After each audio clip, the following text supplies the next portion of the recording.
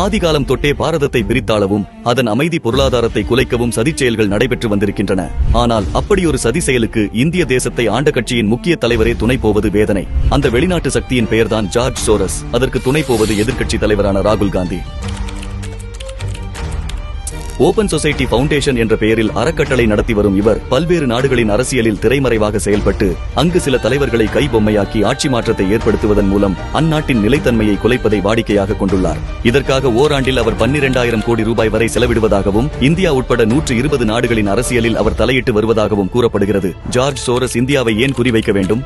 ஆசியாவிலேயே முக்கியமான நாடான இந்தியா பலமிக்க கட்சியினாலும் அதன் தலைவரான திரு நரேந்திர மோடி அவர்களினாலும் ஆளப்படுகிறது. அதன் காரணமாக இந்தியா மிக பெரும் வளர்ச்சியடைந்த நாடாக மாறி வருகிறது என்பதோடு இந்தியாவின் சந்தை மற்றும் அதன் அதிகாரம் ஆகியவை உலக நாடுகள் சிலவற்றுக்கு அச்சுறுத்தலாக மாறி வருகிறது. எனவே அதனை சீர்குலைக்க பல நாட்டின் சக்திகள் முயன்று வருகின்றன. அதில் முக்கியமானவராக ஜார்ஜ் சோரஸும் இயங்கி வருகிறார். அத்தகைய ஜார்ஜ் சோரஸுடன் சேர்ந்து இந்திய பொருளாதாரத்தையும் அரசியல் ஸ்திரத்தன்மையையும் குலைக்க முயன்று வருகிறார்கள் காங்கிரஸ் கட்சியினர்.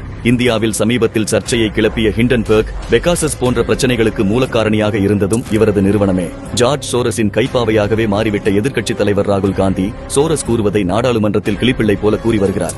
ராகுலின் தாயான சோனியா காந்தி தான் துணைத் தலைவராக இருக்கும் FDLAP பவுண்டேஷனுக்கு இந்த அழிவு சக்தி கொண்ட மனிதரின் ஓபன் சொசைட்டி பவுண்டேஷன் மூலம் நிதி பெற்று வருகிறார் என்பது ஆதாரத்துடன் அம்பலமாகியுள்ளது.